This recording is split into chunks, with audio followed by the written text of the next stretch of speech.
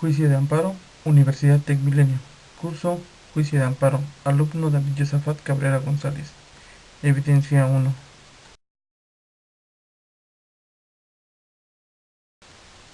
¿Qué es el juicio de amparo? El juicio de amparo es un medio de defensa procesal constitucional del ordenamiento jurídico mexicano, el cual tiene por objeto proteger los derechos humanos o derechos fundamentales establecidos en la Constitución, así como los tratados internacionales de los que México sea parte, cuando estos son violados por normas generales, actos de autoridad o de particulares señalados en la ley. Bases constitucionales del juicio de amparo. El juicio de amparo mexicano se encuentra regulado por los artículos 103 y 107 de la Constitución Política de los Estados Unidos Mexicanos y la Ley de Amparo. Constitución Política de los Estados Unidos Mexicanos, artículo 103. Los tribunales de la Federación resolverán toda controversia que se suscite. Fracción 1. Por normas generales, actos o omisiones de la autoridad que violen los derechos humanos reconocidos y las garantías otorgadas para su protección por esta Constitución, así como por los tratados internacionales de los que el Estado mexicano sea parte. Fracción 2. Por normas generales u actos de autoridad federal que vulneren o restrinjan la soberanía de los estados o la autonomía de la Ciudad de México. Y la fracción 3. Por normas generales o actos de la autoridad de las entidades federativas que invadan a la esfera de competencia de la autoridad federal. En base a lo que establece el artículo 103 constitucional podemos preguntarnos, ¿qué actos pueden reclamarse en el juicio de amparo? Básicamente son tres actos los que se pueden reclamar. El primero son las normas generales, las cuales se entienden que son las leyes, reglamentos y acuerdos. En segundo lugar tenemos los actos, ya sean positivos o negativos. Y en tercer lugar tenemos las omisiones, que es el acto de no hacerlo. Por ejemplo, el derecho de una petición cuando una persona solicita de manera respetuosa a la autoridad que dicte una sentencia y esta autoridad no contesta esta petición. Es una omisión entonces. El acto reclamado será la omisión de dar contestación a un escrito por violación al derecho de petición. Otra de las bases constitucionales del juicio de amparo son las que establece el artículo 107 de nuestra Constitución, que a la letra dice: las controversias de que habla el artículo 103 de esta Constitución, con excepción de aquellas en materia electoral, se sujetarán a los procedimientos que determine la ley reglamentaria, de acuerdo con las bases siguientes. Fracción 1.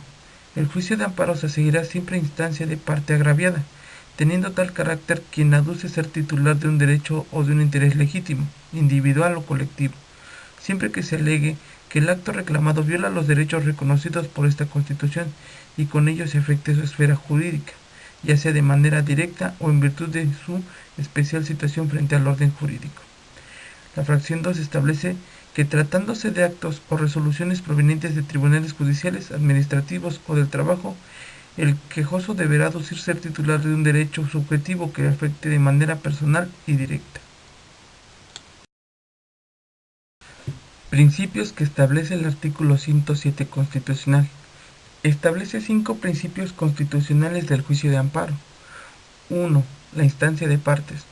No puede ser oficioso si no es a petición de parte. 2. El agravio personal y directo. Debe de tener interés jurídico. Implica un derecho subjetivo y que se vea lesionado por el acto de autoridad. En cualquier juicio penal solamente pueden ir al amparo las partes. 3. Interés legítimo, individual o colectivo. Se requiere que afecte a la esfera jurídica, que la afectación sea directa y por su situación especial requiere una situación especial frente al orden jurídico. 4. Relatividad de las sentencias.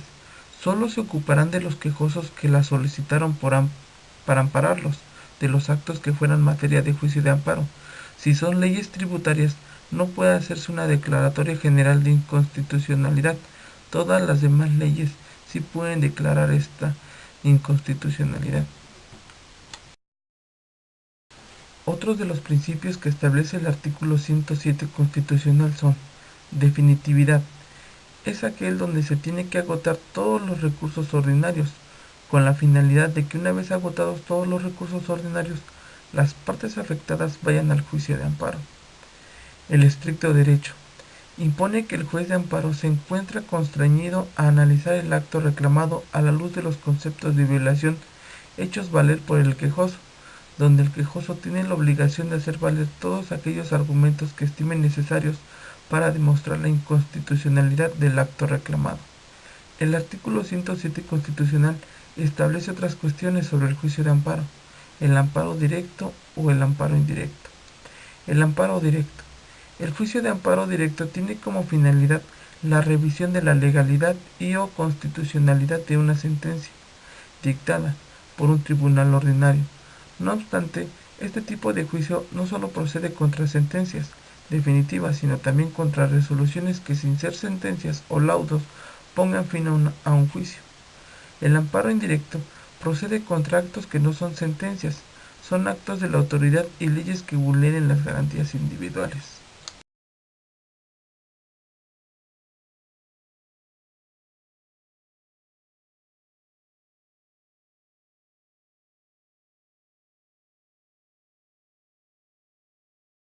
Partes que intervienen en el juicio de amparo. Las partes que intervienen en el juicio de amparo son las siguientes. El agraviado, que es el afectado, es quien demanda el amparo. La autoridad o autoridades responsables, que son las instituciones gubernamentales que han afectado la esfera jurídica del agraviado. El tercero perjudicado, que es la persona o personas que tienen interés en el juicio y que su resolución final también les puede afectar. Y el Ministerio Público, que como representación social vigila el correcto desarrollo del procedimiento.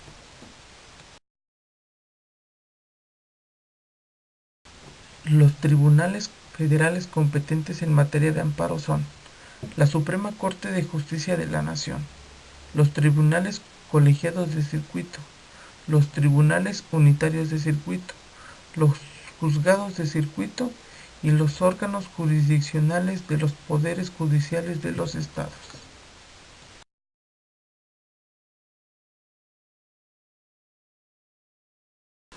Por último, debemos mencionar que los artículos 14 y 16 constitucionales contienen las bases fundamentales en las que descansa el garantismo de protección constitucional para el quejoso contra actos de las autoridades que violen en su perjuicio los derechos fundamentales consagrados en la norma fundante básica.